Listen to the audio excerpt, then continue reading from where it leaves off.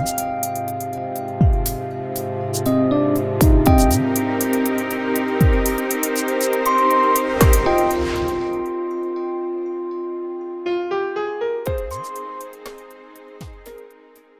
vamos falar sobre o café, a principal atividade econômica e social do Estado do Espírito Santo.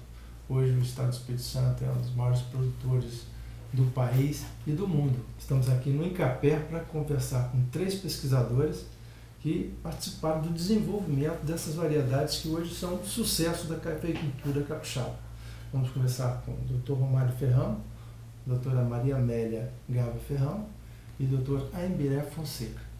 Ambos pesquisam no café há mais de 20 anos e hoje também tem esse material, muito dele, expresso nesse livro que tem a sua 2ª edição, um livro sobre a cafeicultura capixaba, na 2ª edição, já com novas informações.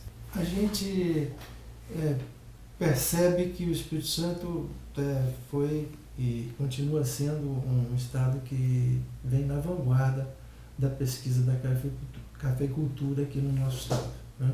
Como que isso se iniciou? Bom, o Espírito Santo é o único estado brasileiro que tem expressiva produção de café arábica. Espírito Santo, isso é uma história bastante longa, né?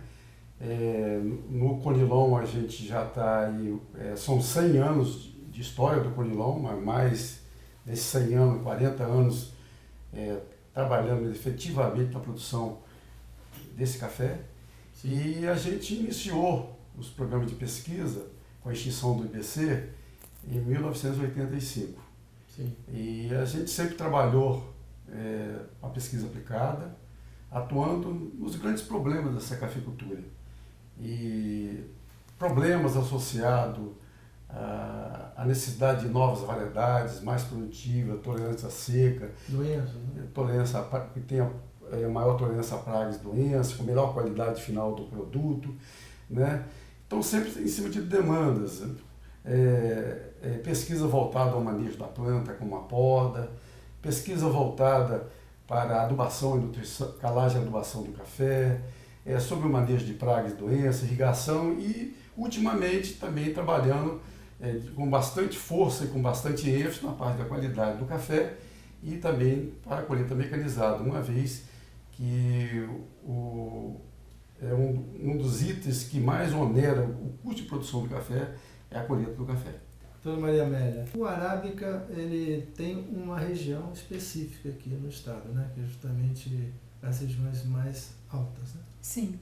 Hoje o Espírito Santo, como o Romário já colocou, nós temos uma produção expressiva das 2 espécies. O Espírito Santo é o maior produtor de Conilon e o 3º maior de arábica.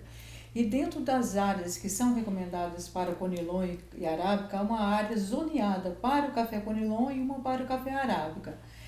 Normalmente, as áreas com café arábica elas estão situadas acima de 550 metros de altitude. Então, vai de 550 até 1.100 e pega uma parte do Caparaó próximo até de 1.300 metros de altitude. Sim. E abaixo de 550 metros, em média, recomenda-se para o café Conilon.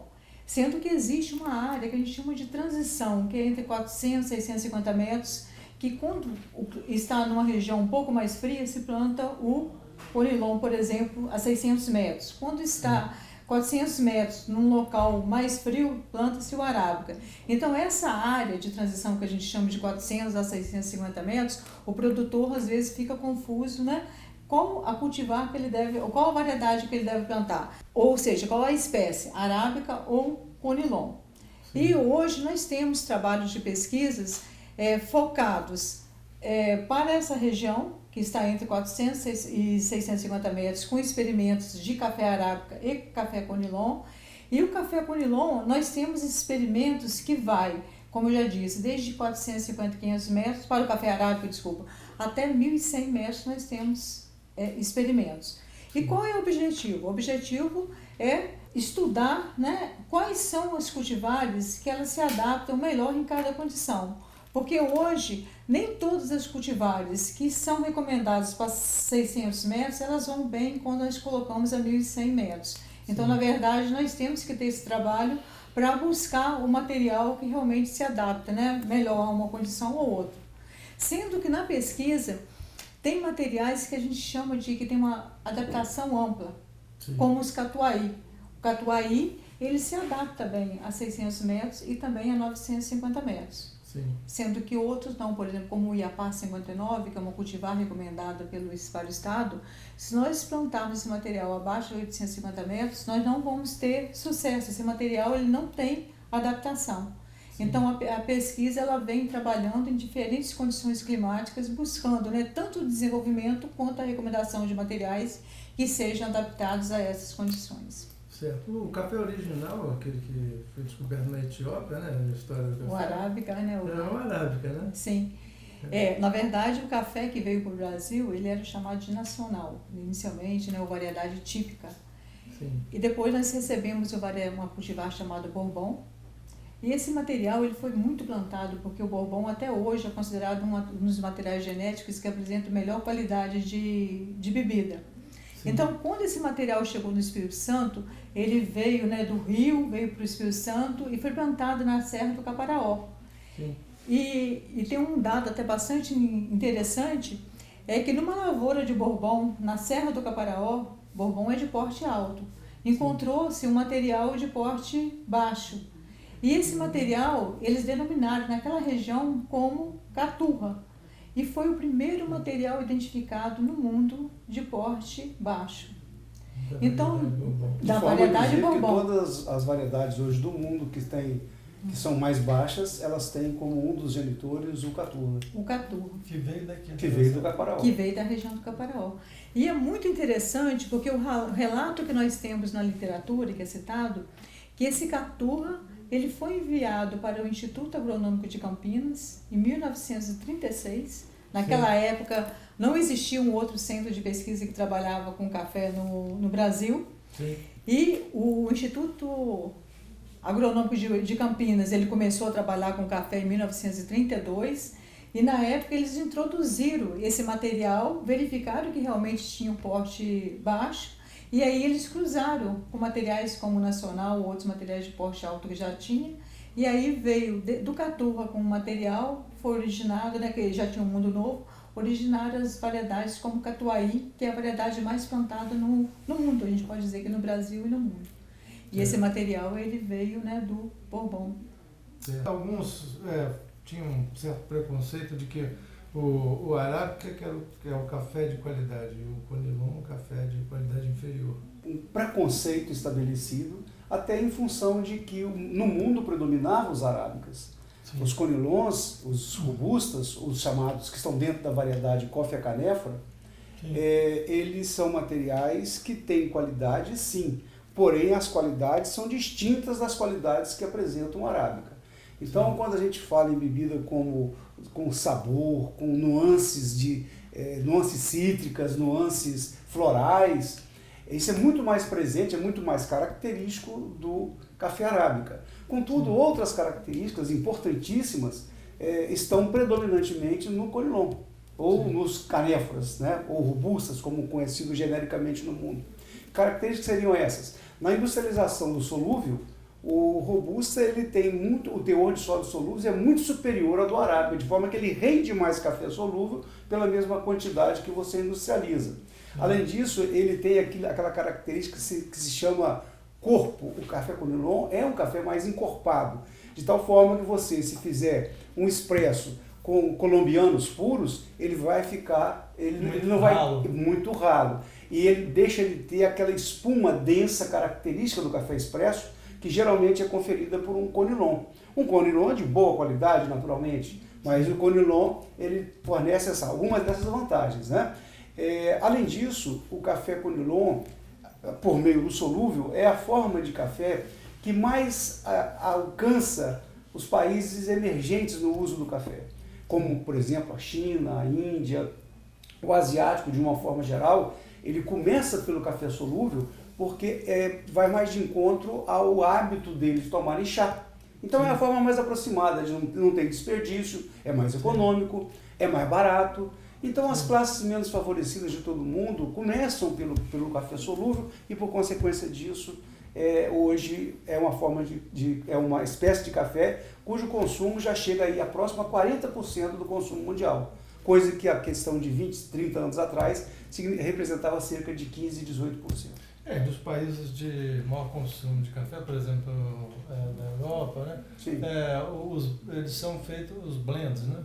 São os blends. Os blends não significa que ele necessariamente um café conilon com um café arábica. E nem nas mesmas proporções. Existem misturas que levam 5, 10, 15, 20, 50% de café robusta e a outra parte de arábica. Mas existem também os blends dentro do arábica, que às vezes alguma variedade ela confere à outra uma característica que essa primeira não tinha.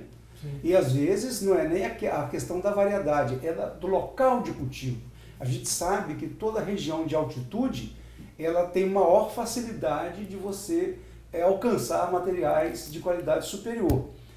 Já visto o que acontece hoje, por exemplo, no Caparaó, que se distingue entre todas as regiões brasileiras como uma região de enorme potencial de produção de cafés de qualidade muito superior. Os especiais, né? Os especiais. E o que é o café especial? É um café que tem demanda e tem pessoas dispostas a pagar por ele. Agora, o café especial ele pode ser um café especial, mas comum.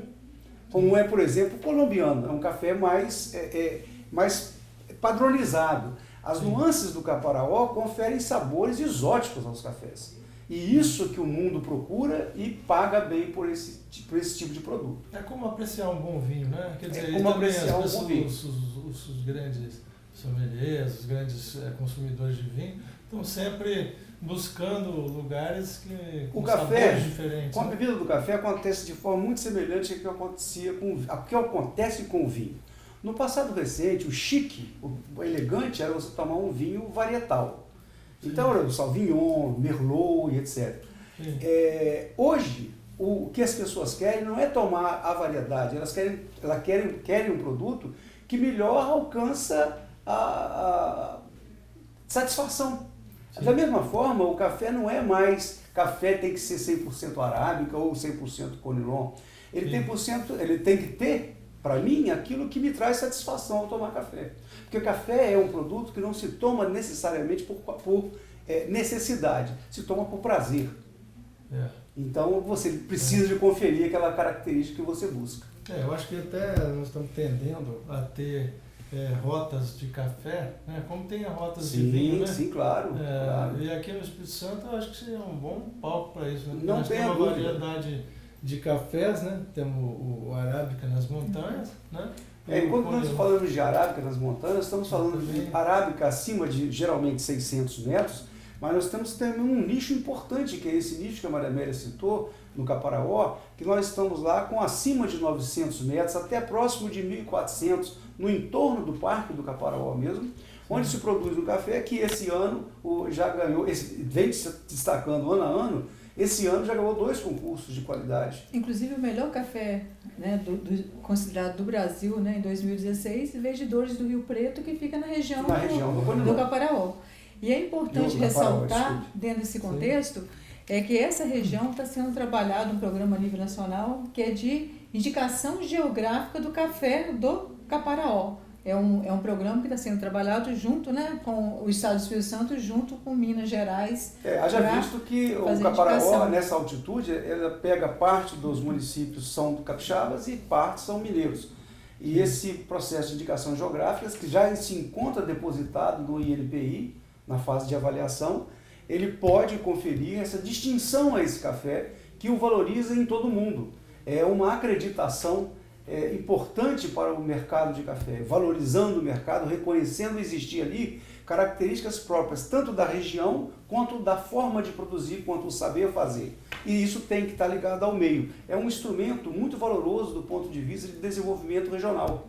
Sim. Os processos de indicação geográfica. Como já existem no mundo inteiro, especialmente na Europa, na França, Itália, Espanha, Portugal, predominam muito, existem muitas indicações geográficas. No Brasil, ainda temos pouco mais de 50, enquanto a França, só para vinhos, ela possui mais de 700 indicações geográficas. Certo. A indicação geográfica no Capará não discriminaria se é do Espírito Santo ou de Minas, né? Não, porque ela é indicação Capará geográfica, ela não tem barreiras políticas. Sim. Ela tem uma barreira geográfica, então a delimitação é geográfica. Certo. Eu queria só salientar que toda essa evolução é o tempo, né?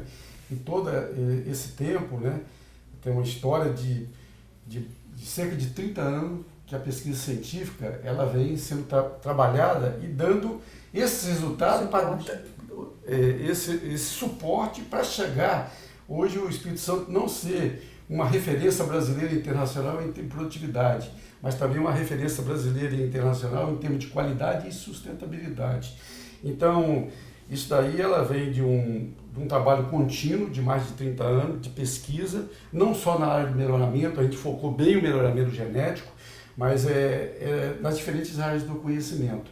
Então, voltando para o melhoramento, e que tem chegado aos produtores, só no Conilon nós desenvolvemos já 9 variedades de café Conilon, genuinamente capixaba, que é a base da renovação do parque cafeeiro do nosso estado, que se renova na ordem de 7 a 8% ao ano. O que significa 7 a 8% ao ano? São de 50 a 60 milhões de plantas que chegam desses materiais genéticos, que têm alta produtividade, tolerância à seca, uma boa tolerância a pragas e doenças, que está levando ultimamente uma melhor qualidade final do produto e não diferentemente também vem acontecendo com a arábica.